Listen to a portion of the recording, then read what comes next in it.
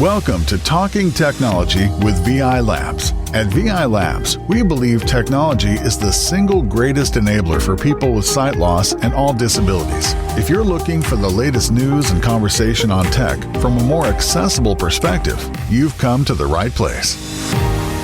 Yes, indeed you have. Hello, everybody, and welcome in. Welcome to August. Can you believe it's nearly Christmas, people? What is going on with the year? Time is absolutely flying.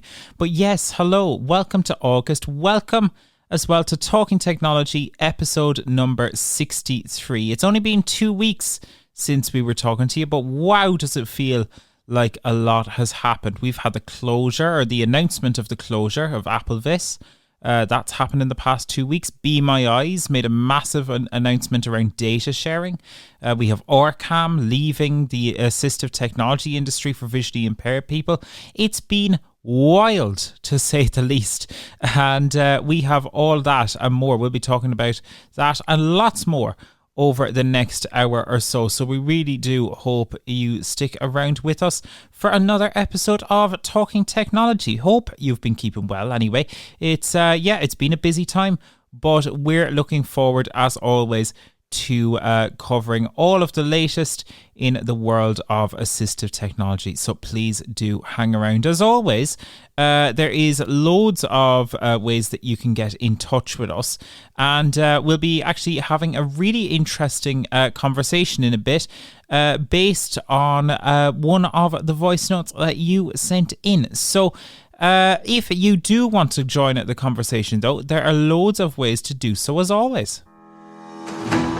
Yes, if you do want to join the conversation, the best ways to do it are to send us a WhatsApp voice note. You can do that by sending us a message to 086 199 0011. That's 086 199 0011. Or if you want to do it the good old-fashioned way, and hey, there's no reason not to, you can send us an email to content@vi.ie.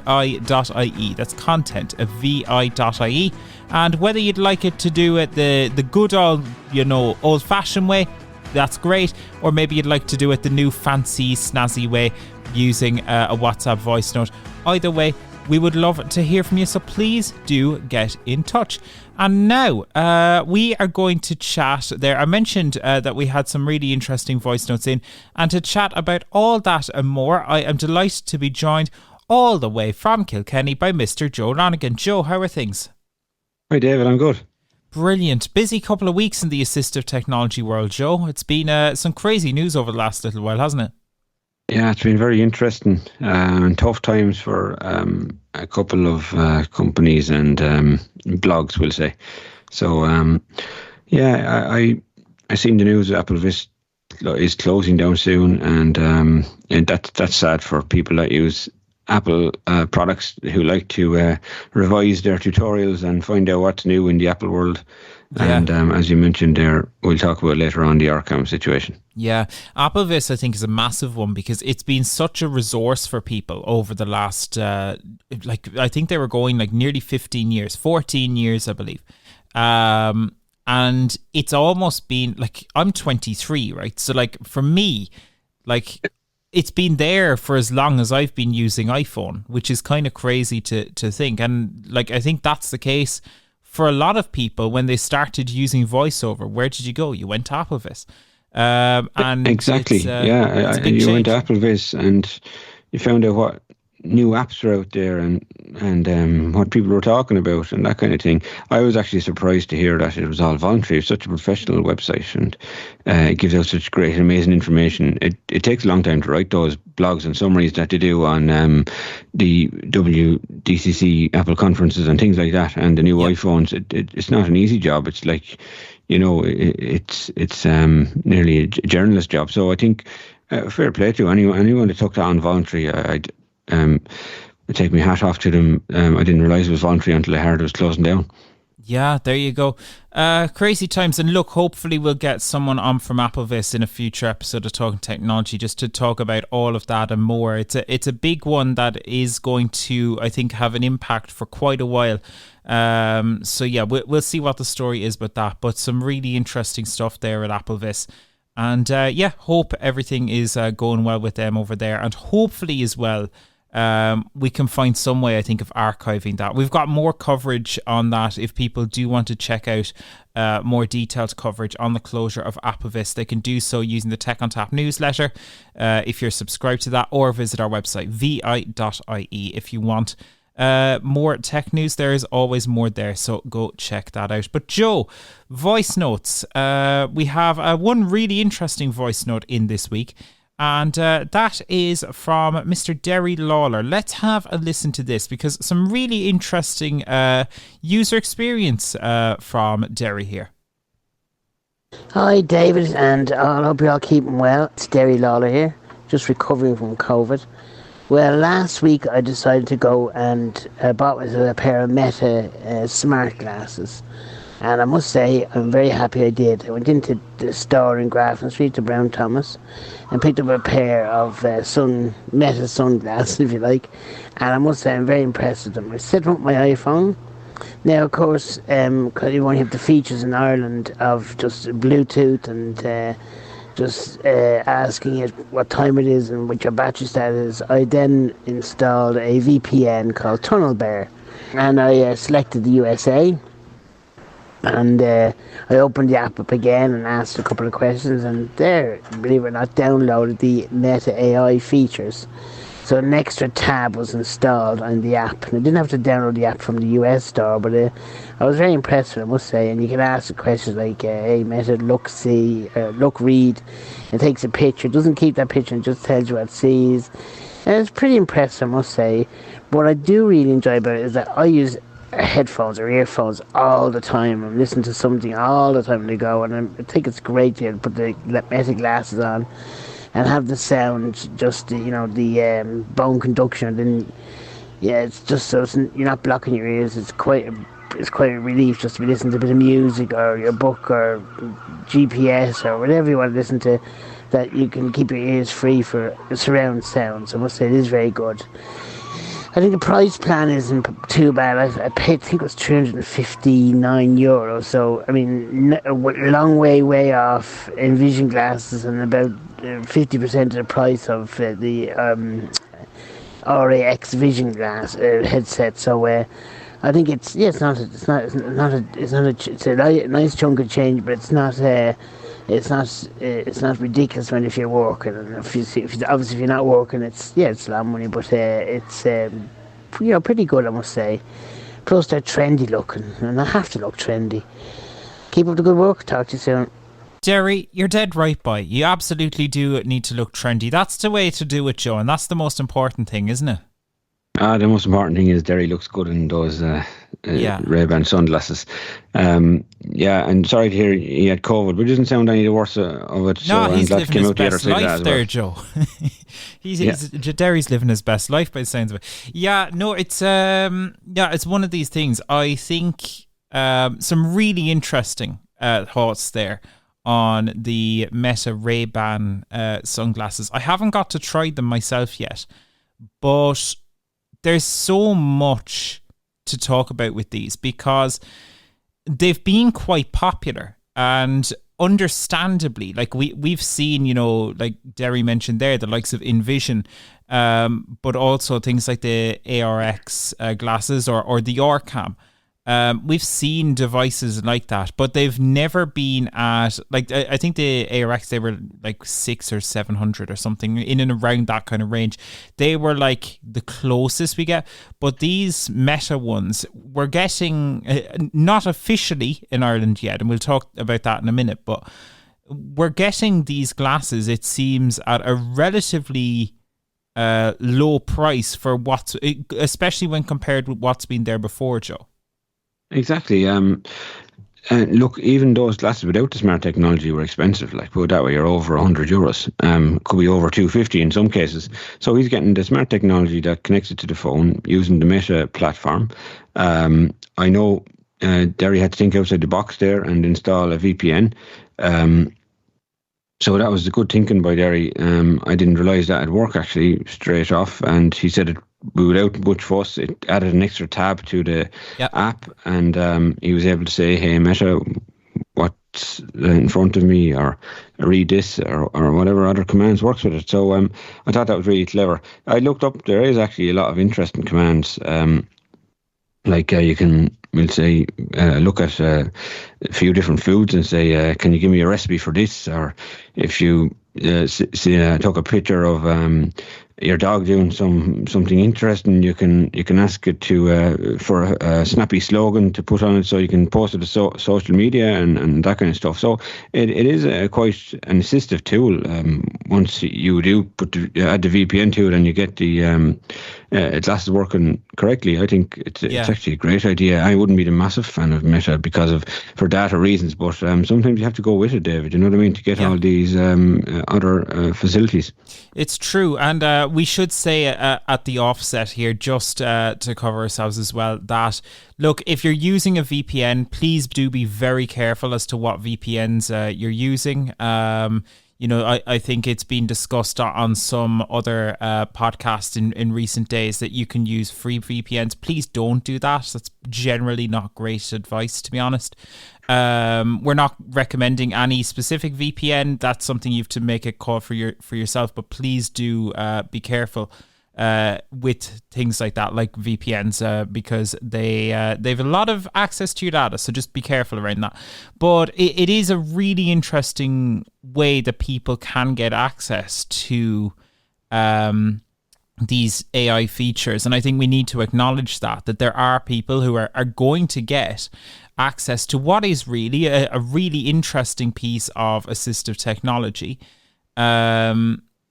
through something like these Meta smart glasses at what isn't an insane price. Now, I think it was interesting, and Meta actually acknowledged on their blog that, they are using a lot of the images from the glasses and stuff like that for training of their AI. And we'll talk about that with Be My Eyes as well later on. But it does become a question then of what are you willing to give up for access to what is a really, really cool piece of technology in many respects, isn't it? Yeah, I think people are willing to give up a lot at the moment because they're already given a lot of information to Meta through Facebook, WhatsApp, and other platforms. Amazing platforms, really. WhatsApp is turned into nearly a better version of email at the moment, if you know what I mean. So, look, I think you're not giving away much more than what you've already given, but at the same time, there's a lot of pictures going around. People are looking at a lot of stuff, snapping away, and it is an invasion of privacy. But as I said, you do swap it for the extras that you're getting, which for a blind person is, if you take a picture of something and you ask the Meta glasses to describe it to you, it's going to describe it to you, and you don't have to ask a third party who you're walking down the street with. It gives you that little bit of extra independence. It also reads stuff back to you as well. So they're massive things, because years ago we would have paid thousands for that, where now you're getting for €350. How do you feel about the glasses form factor? It's one of these things we talked about on the podcast recently, and we've got a YouTube short up as well of things like the Rabbit R1, which are doing things like this, but they're not in the glasses form factor. And one of the arguments we heard back from that, from that YouTube short, is that a lot of people felt that something like the Meta Ray-Bans were just a better form factor because it fully enabled you to go hands-free. How important do you think that is? That's very important to some people, I think. Picking up a device and having to point it around, it's a bit more, I don't know, you're looking a bit more invasive. Whereas you're wearing a pair of sunglasses, it might be a bit more sneakier wearing sunglasses, but at the same time, they look good, and you can do things hands-free, as you said. I think it's a better option, definitely, using sunglasses. Or even you can swap out the frames for prescription frames and stuff like that as well if you wanted to. But yeah, I think that it's a better form factor, totally. And they do look cool, in fairness. They're really cool sunglasses. Would you get them yourself, Joe? Yeah, I'd consider getting them myself. They're not on my immediate bucket list or anything, but yeah, they're something I'd love to try, put it that way. And if I tried them and I liked them, I'd keep them then. Yeah. It is one of these things. I think I tend to get really excited about AI devices like this. I bought a Rabbit R1 with my own money for no logical reason, but I don't know. This one hasn't, like, I think this is really cool and it's great to have more competition in the space. But this one hasn't excited me as much for some reason, and I don't quite know why. Maybe it's because it's Meta. It depends on if you're the type of person that likes to wear glasses, maybe, or maybe you're not. Lots of blind people wear glasses, or vision impaired people wear glasses for lots of different reasons. Some maybe to cover their eyes mightn't look the way they want them to look, or some people just wear them for glare, and other people wear them for eye protection, and there's lots of different reasons, but this is an extra reason to wear them, I suppose, because they're basically a camera on your face that gives you back audio feedback, and also the sound out of them is supposed to be amazing as well, so you can listen to your music, your audio books, your radio, so you're getting a lot for something that you might be wearing already. Yeah, do you know, and I think for people who are already wearing glasses, or may even be wearing like tinted or sunglasses or something like that already, like this seems like a really great option. I haven't been wearing glasses. My vision's kind of beyond that point now, if I'm honest. And like things like you mentioned there, like, you know, if there's a lot of glare, you know, I'll just wear like one of those peaky caps or whatever to deal with that. Or if there's, you know, like my eyes do look kind of a bit dodgy, but like that's never bothered me.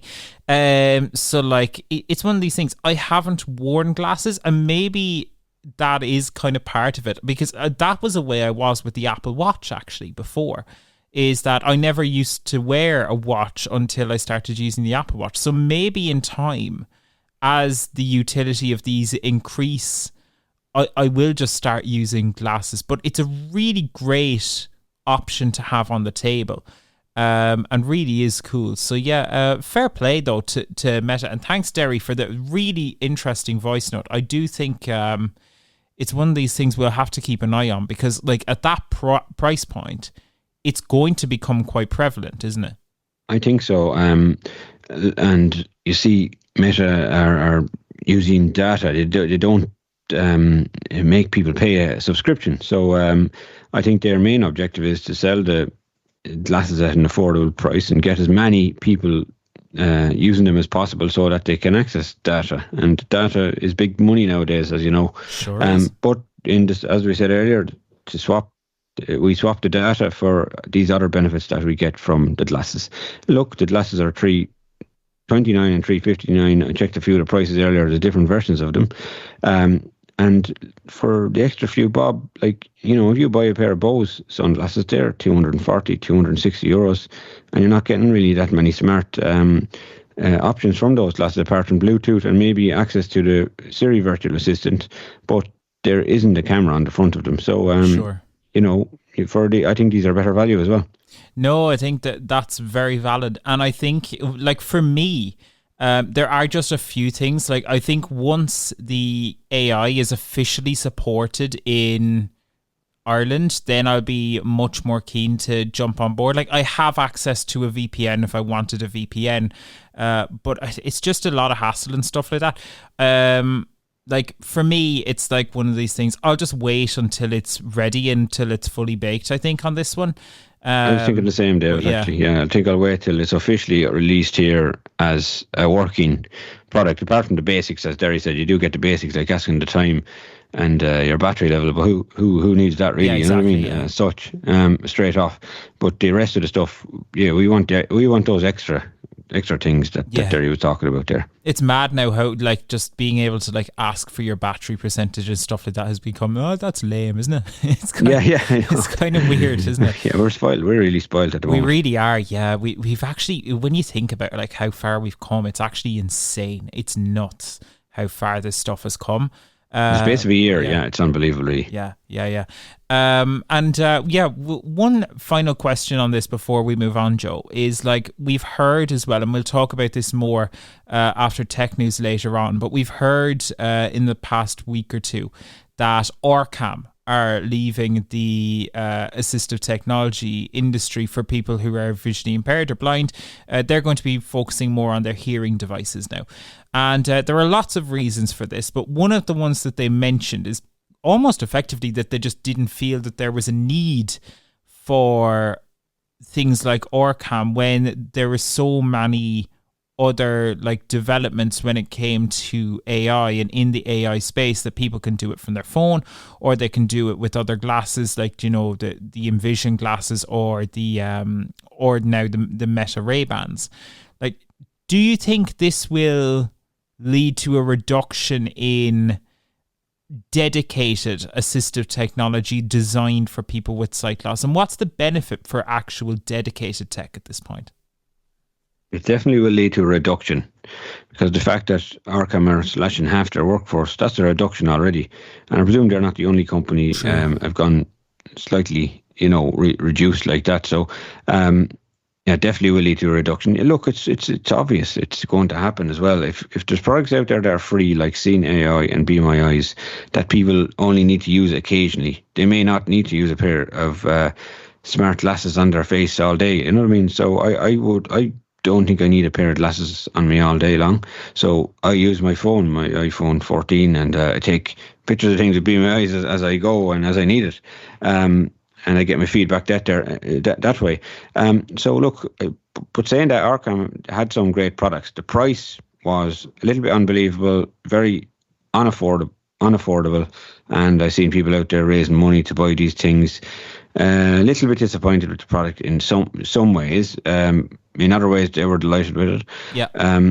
But a couple of products to mention was their OrCam, the glasses, yeah, they read text and recognize faces and stuff. But the OrCam Read was a little device you could point. It was very good for reading your post and stuff. OrCam Read, you could just point it at your post and it reads it back to you, and you could save things on it. You could. It's very portable. Fit it inside the pocket of your jacket or whatever. And so they had a couple of interesting products, and they were a very welcome company in the space, but I think what killed them in the end was the price range of their products, to be honest. Yeah, no, they were I think it's fair to say that they were ridiculously priced in some ways, and not ridiculously in the sense that, you know, not saying that was necessarily OrCam's fault. I don't know what the manufacturing costs are like on something like that. I'm sure it's huge, but I think, like yourself, Joe, it was never going to be something that was affordable for the masses. Like, I think some of those were like $2,500-3,000, and when you see something like the Meta Ray-Bans come in then, and it's like $329 you mentioned there, like, it's hard to argue with that then, because unless the OrCam is doing something that is actually revolutionary, and if we're being honest, with all of the other competitors in the space, they weren't. It's hard to justify such an increase that's literally 10 times the price in some cases. No, and they've brought the product probably as far as they can bring it.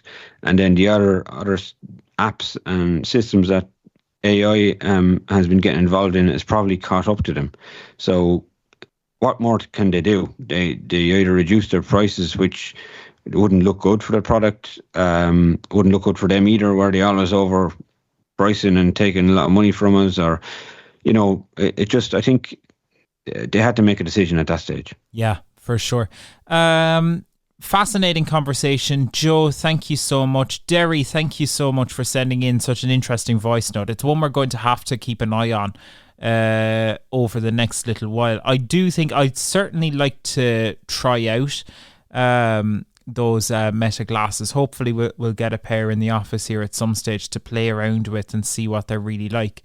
But yeah, it's always good, I think, to see more competition in the space, because ultimately it will result in the likes of Envision or, you know, ARX or whoever the case may be upping their game, and that can only be a good thing. So in that regard, fair play to Meta, and yeah, best of luck to anyone getting those glasses. Hope you enjoyed them. If you, like Derry, would like to send us a voice note, maybe you got a cool new piece of technology that you'd like us to check out, please do send us a WhatsApp voice note. The number that you need is 086 199 0011. That's 086 199 0011, or send us an email, content@vi.ie.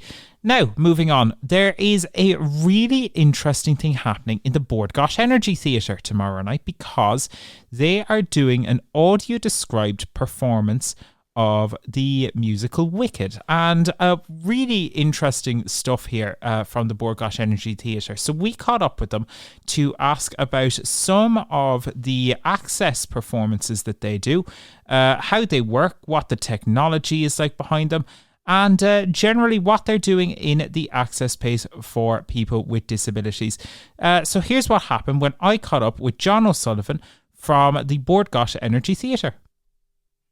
Joining me now on Talking Technology, I am delighted to be joined from the Bord Gáis Energy Theatre by John O'Sullivan, who is taking care of all things access over there when it comes to access performances, and he also takes care of group bookings and all of that sort of stuff. John, you're very welcome. How are you keeping?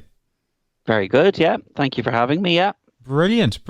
So, John, you guys over there in the Bord Gáis Energy Theatre, you're doing some really interesting stuff with access. And I guess what will be of interest to Talking Technology listeners, I guess, is that you guys do some access performances and stuff like that have audio description, in particular, I guess, for our audiences. But you also do provide lots of different access services over there, don't you?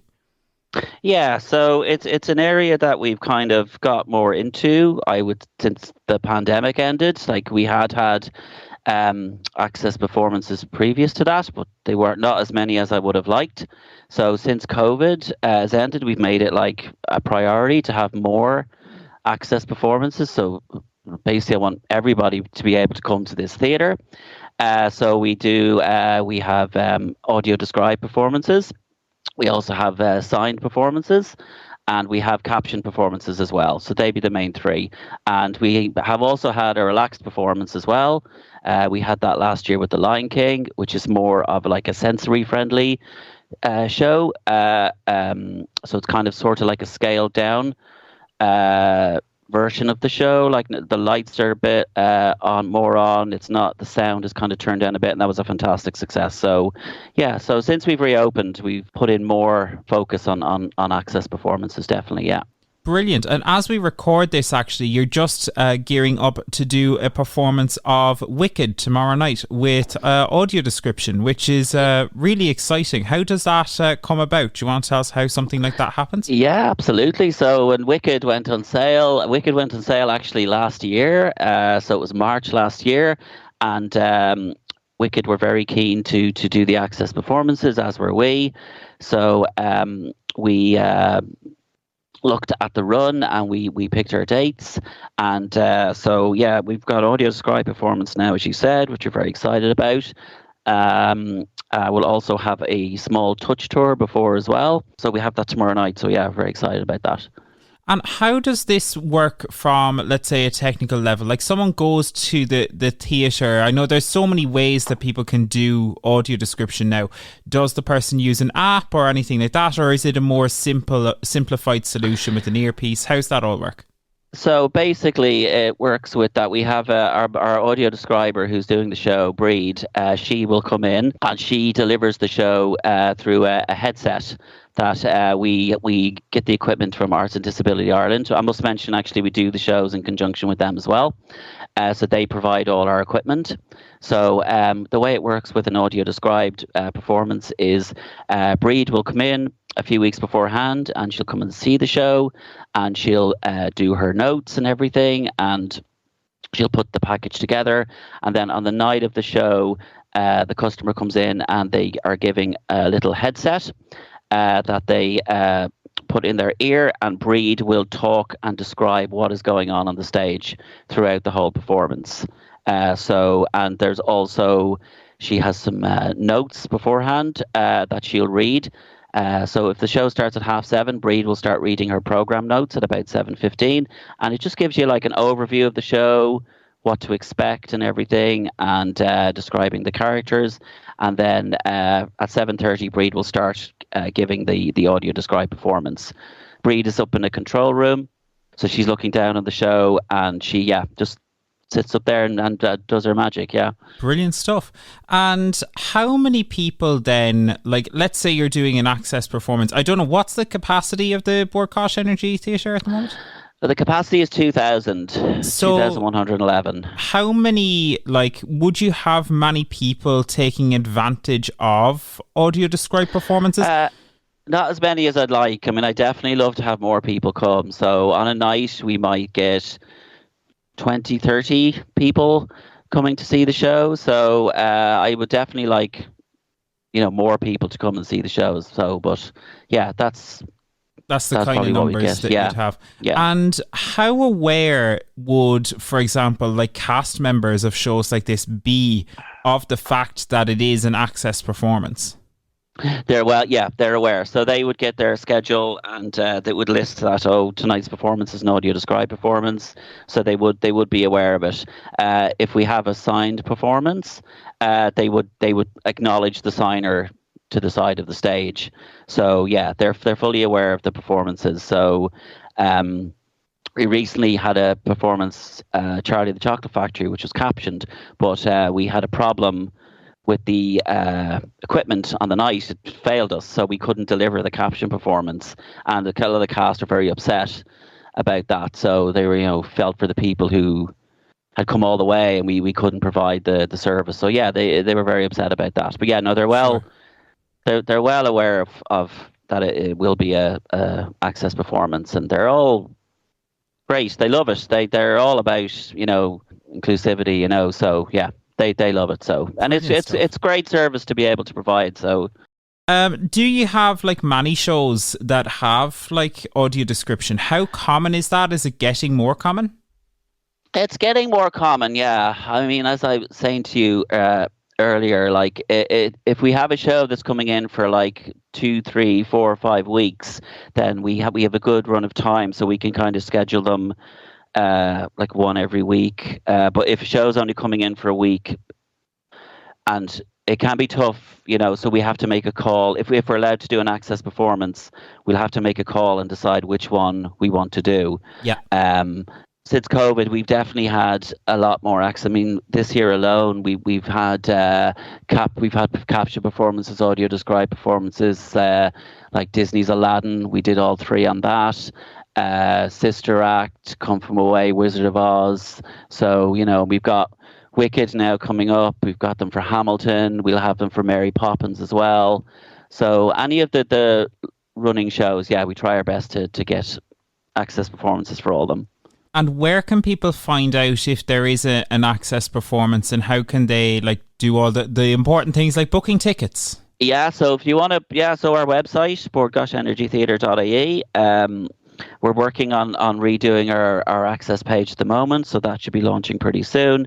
The best contact is for groups to email us, groups@bgetheatre.ie, or you can call us on 016777770 to book, but the best is to email us, and then we can give you all the information. But like I said, the website, we are doing a new access page that's coming soon. So brilliant. And access performances, just you're over access and group bookings. So do people for access performances and stuff like that, if they need assistance, is it okay to just use that group's email? Of course, yeah, absolutely, yeah, absolutely, yeah. Brilliant. John, this is really fantastic stuff, I must say, and huge credit to all of the team over there in the Bord Gáis Energy Theatre, and many other theatres, we should say as well, that are doing performances like this and access performances like this. It's fantastic to see audio description coming to the arts in this way, and massive credit and thank you so much for telling us all about it on Talking Technology, and who knows, maybe we'll have you on again in the future. But for now, thank you so much. No problem. Thank you. It really is amazing stuff there. It's brilliant. We're starting to see, I think, the last couple of years, we're really starting to see audio description become more and more mainstream. It's funny, when I was growing up, the only place that you could consistently get audio description was the Disney Channel. because obviously it was imported from the States and they seem to be ahead of us in that regard. But now homegrown audio description is really taken off, which is brilliant to see. So well done there to the Bord Gáis Energy Theatre and Arts and Disabilities Ireland as well, doing some fantastic stuff over there, not just with audio description, but also, as John mentioned, those signed performances with ISL and also captioned performances. Brilliant stuff. So yeah, we'll have news coming up in just a few minutes, but if you do want to get in touch, maybe you've been to an audio described theatrical performance, do share how you found it, what your thoughts were, how it all worked for you. You can send us a WhatsApp voice note to 086 199 0011. That's 086 199 0011. But now it is time for news. This is Talking Technology News. With your latest Talking Technology news, I'm Daniel Dunn. Be My Eyes is going to start sharing users' calls with AI companies to help to train their models. As many of you know, Be My Eyes provides the ability for a blind or visually impaired people to be connected with a sighted volunteer. The app also contains an extremely popular AI description feature, which is not included in the new arrangement.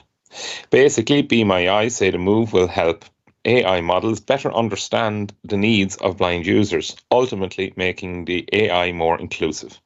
Recordings of users' calls with volunteers will now be shared, with Be My Eyes stressing that users can opt out if they don't want their conversations to be used. When asked by VI Labs if Be My Eyes will be making money from the user data, a spokesperson said, "We hope so, but we have not delivered data for payment to any partners yet.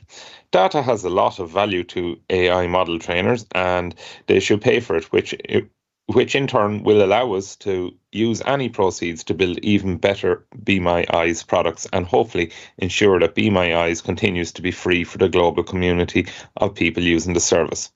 How much is your data worth to you? Is sharing your conversations worth it if it means free access to services like this? Let us know with a WhatsApp voice note. In other news, they might have been valued at 1.5 billion, but things aren't going well for OrCam. The company have announced that they are leaving the assistive technology space for blind and visually impaired users, instead choosing to focus on their developments of hearing devices. To add insult to injury, the company has also had to downsize considerably, reporting laying off half of their workforce. There are many reasons for the shift, but a lot of it comes down to the ongoing war in the company's home country of Israel.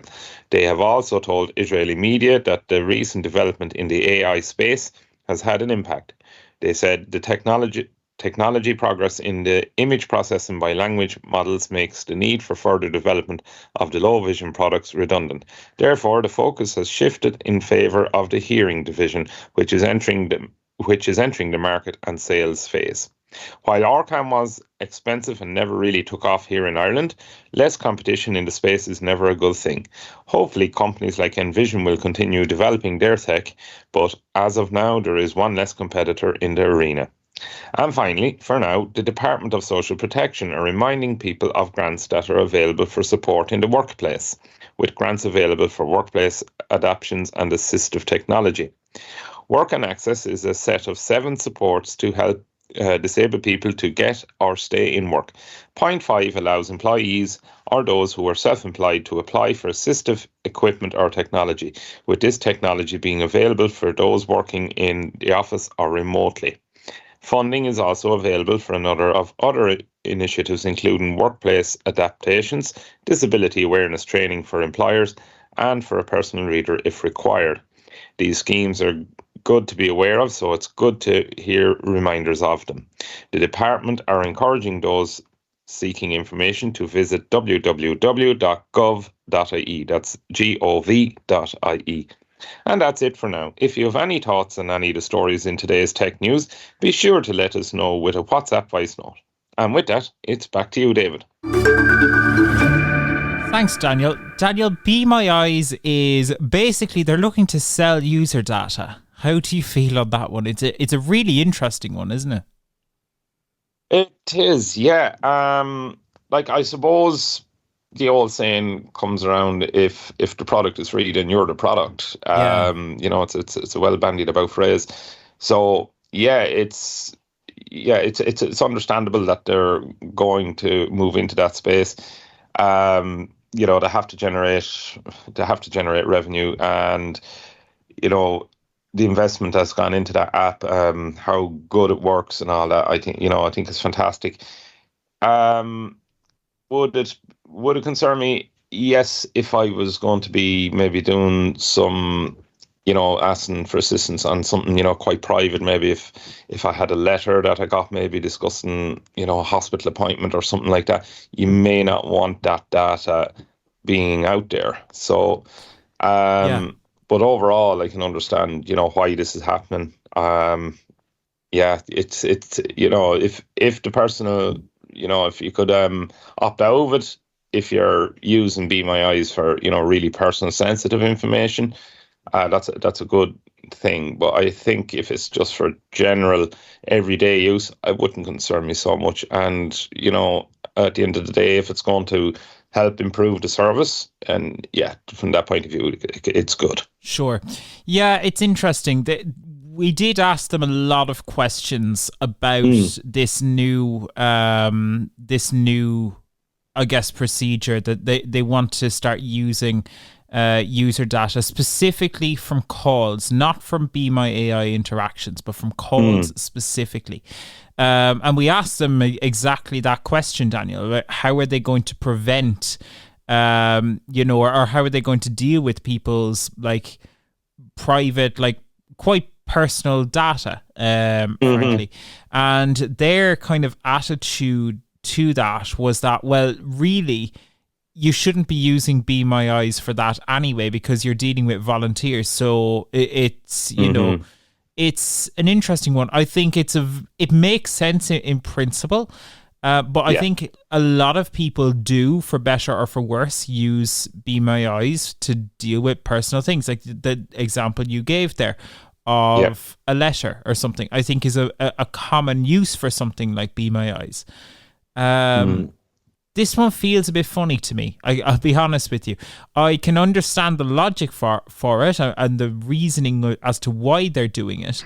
But I wouldn't necessarily say I'm jumping for joy about it either, if you know what I mean. No.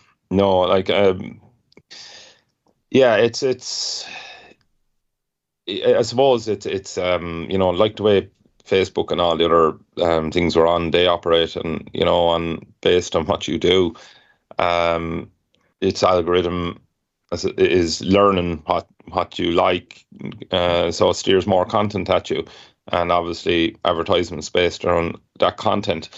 So we do have, I suppose, experience in our data being used. Obviously in the case of social media, is to target ads at you. I think this one is a bit different in the sense that they're using your data to make their service better. Well, that's the marketing push too. That's the marketing buzz, yeah. I don't. As I said there, unless you're doing something really personal on it, I probably wouldn't be. I wouldn't be fazed by it. I wouldn't be disappointed, or like yourself, I wouldn't be jumping up and down for joy about it, but I understand. Do you think it's going to make it harder for them to attract volunteers to the service, or will it make, or are people, just like everyone has my data already anyway, or do you think it's one of these things where, is it even worse for it when it say everybody's sharing data, but this is specifically data from visually impaired and blind people? Is that necessarily worse, or is it just much of a muchness at this point?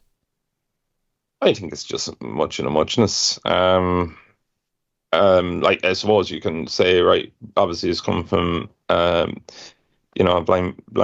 users and visually impaired users. It's tailored, so to give the machine learning, the AI, a different insight into how it approaches, describing pictures or as we're going to see come on stream soon, is live transcribing of video. Yeah. So if it helps that, I think it's a good thing.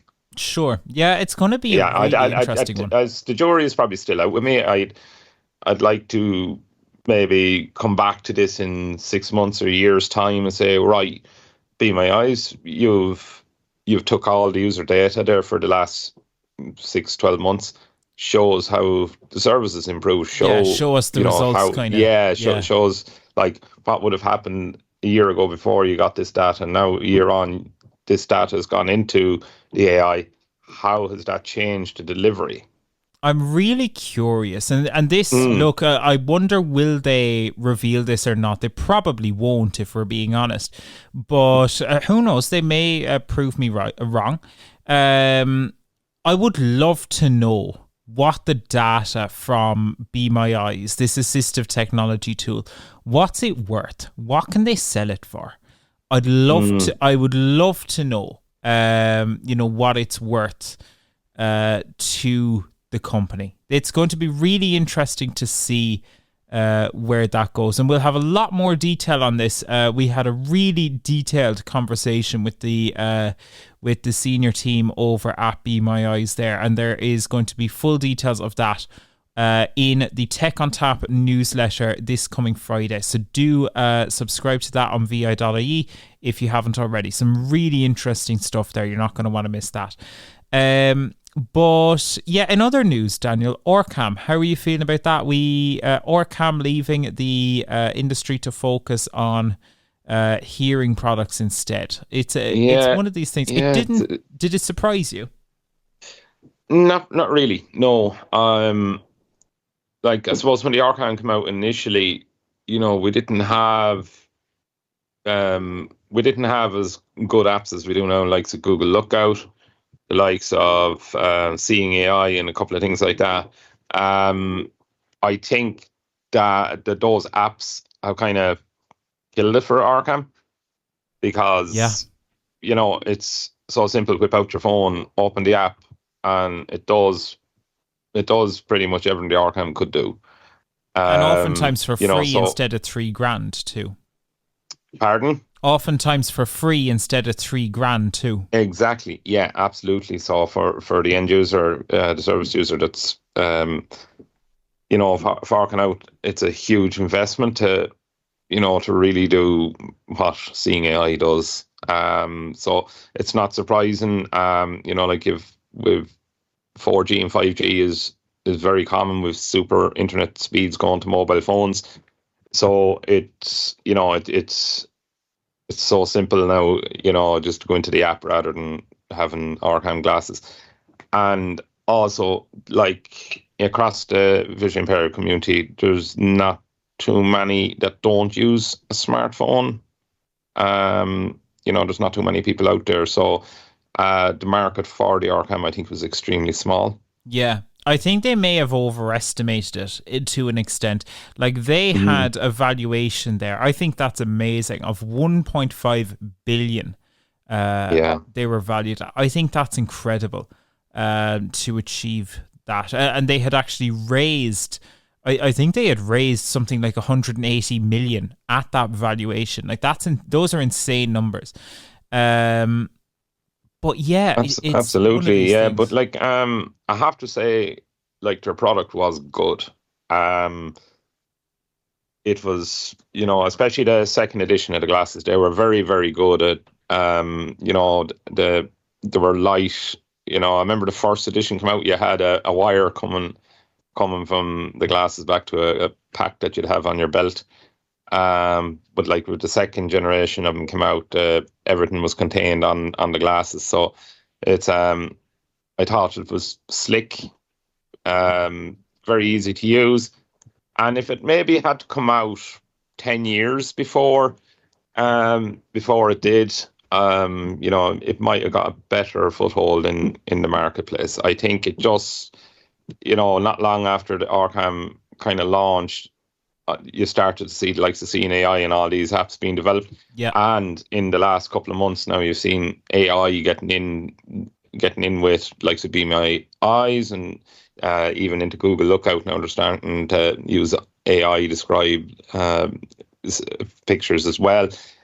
Seeing AI the same. So I think this AI coming into it is really the death knell for the OrCam glasses. Yeah, it's an interesting one. My one hope with this is that they take care of those who did actually buy the product, that they're not left, whether it be with warranty or whatever, that those users are still taken care of. And that, I think it's unlikely at this point that they'll get many updates or anything. I think that ship has sailed, unfortunately.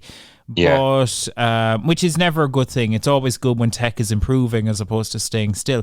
But I think the most important thing now is that, OrCam users do have a level of support that their devices are still going to continue to work, which it seems like they will. But I just hope that is rubber stamped from OrCam. Yeah, I think so. Like I know they're shifting focus over to hearing devices, but like they're still going to have a team there. I think like in honor of someone who spent €3,000 on an OrCam, that they'll need to provide the support going forward. You would hope so. We shall. Time shall tell. But I think OrCam. It's never a good sign when a company is leaving an industry like this, and it's also never a good sign when they're laying off half of their workforce. That's really insane. I think they had like 400 staff at their peak, and they've really shrunk that down now. Yeah, so I feel sorry for the workforce that are going to be losing their posts. But I think, having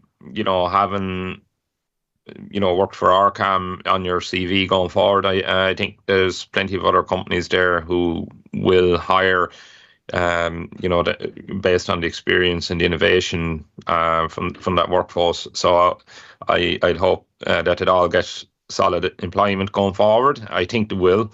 And, your heart would break for anyone who's losing employment like that. Yeah, so fingers crossed that they, maybe Microsoft and a couple of more companies like that would hire them, based on the experience they have in the accessibility space.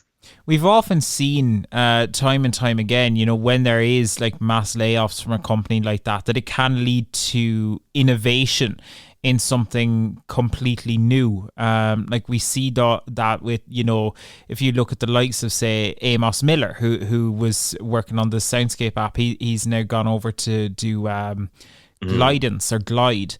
Like we've seen this, so maybe this will lead to some actually really interesting innovations in time. But who knows? It's David, I'll come in there, David. Ahead, Joe, For the likes of AppleVis and OrCam, who are they're half closed in OrCam, and AppleVis is going to close soon. Always new doors open when one closes. So you gave the example of Amos Miller there. There's been a couple of other people in that organisation who have connected with other people. For example, Soundscape Community. One of them has helped us out with Soundscape Community. Remind me of his name there. Jarnell Judge. Yeah.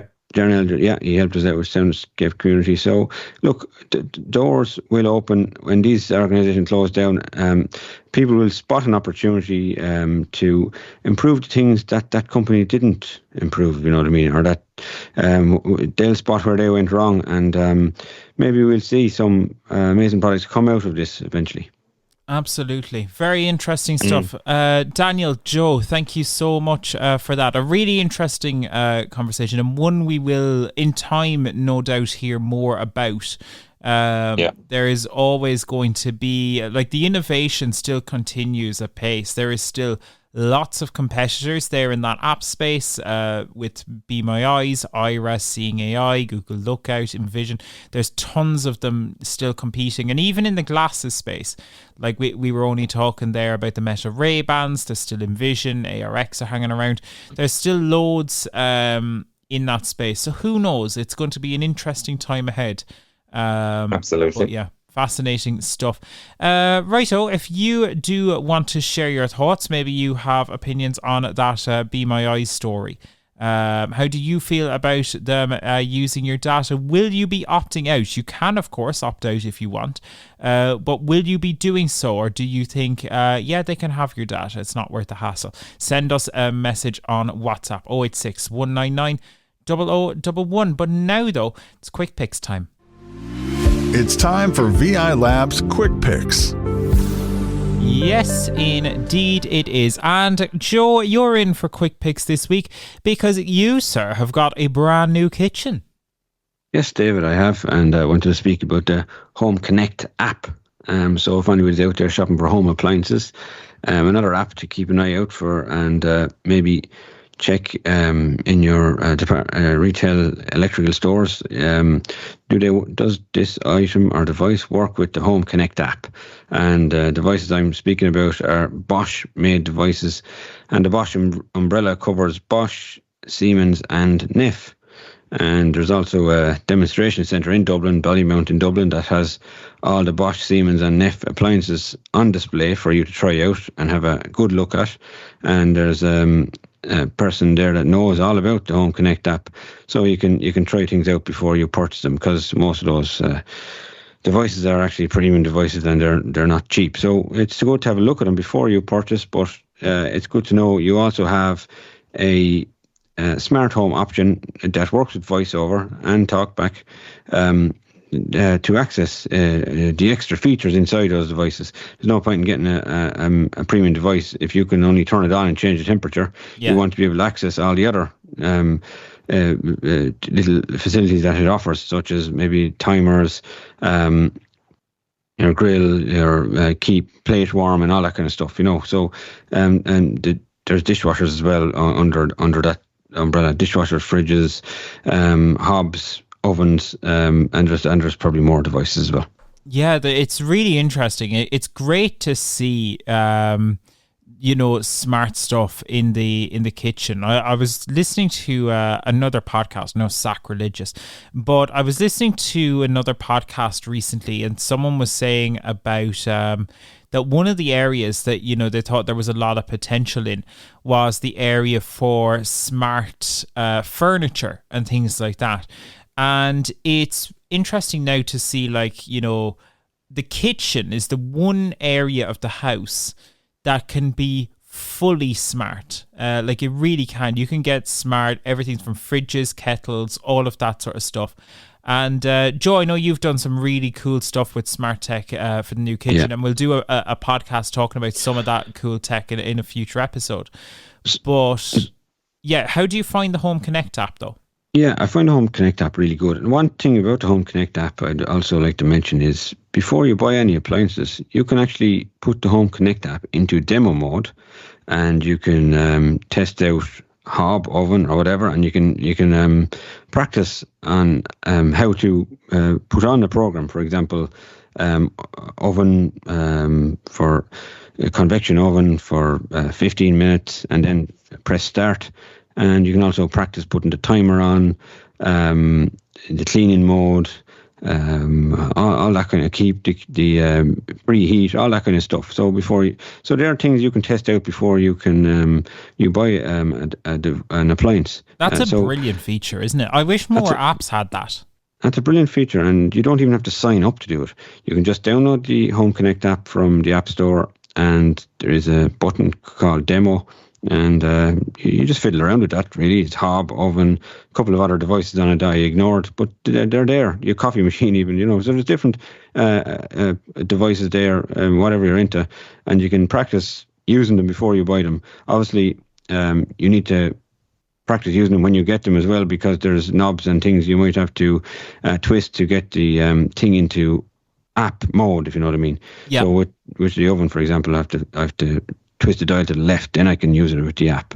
Other than that, if I don't twist it to the left, I can actually open the app, twist the dial around, and it'll tell me what temperature I'm at on the phone, but not on the screen. It will tell me on the screen, but I can't see the screen, but of the device size.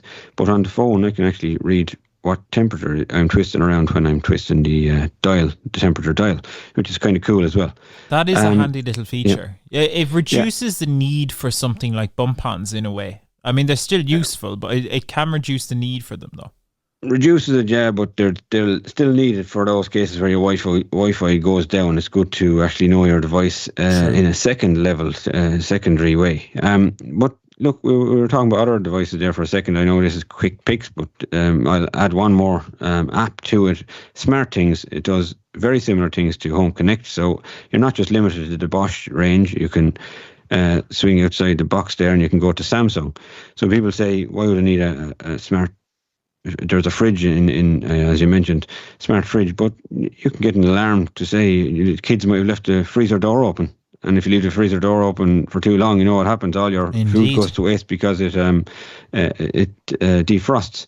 So you get an alarm on your app, and it'll tell you close the freezer door or whatever. Yep. Also, you can change the temperature up and down. During the summer, you're supposed to have your fridge a little bit lower than in the winter, and things like that. So there's lots you can do with the smart home.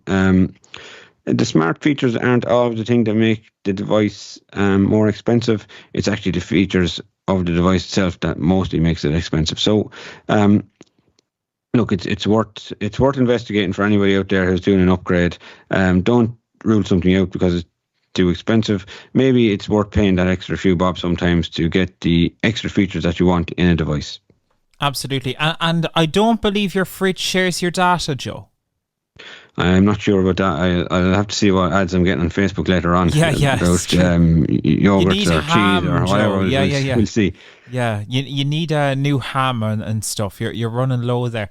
But yeah, some really interesting stuff. And as I say, we'll talk more about some smart appliances in the kitchen, and maybe show off some of the smart appliances in the kitchen too in a future episode of Talking Technology. So Joe, for now, thank you so much for that. The Home Connect app and the SmartThings app, both really cool solutions there in the smart home. Brilliant stuff. That is about our lot for this episode of Talking Technology. Reminder that you can find out more about the latest goings on in the technology news. In between episodes, we publish the Tech on Tap newsletter that comes out every single Friday consistently. It's religious. It's like a ticking clock, except when the batteries run out, because the batteries never run out with Tech on Tap. They just keep on ticking. So yeah, absolutely do go check that out on our website, vi.ie. We'd love to have you sign up there and get all of the latest Talking Technology news and all that stuff too. But for now, thank you so much for listening. If you do want more, be sure to check out our YouTube channel, subscribe on the podcast apps, and we will see you really, really soon for another episode of Talking Technology with VI Labs. Thanks for listening to the Talking Technology podcast with VI Labs. If you'd like to support our show, please visit vi.ie/donate. Talking Technology is proudly sponsored by IA Labs, the market leader in digital accessibility services. IA Labs, digital inclusion, your legal obligation.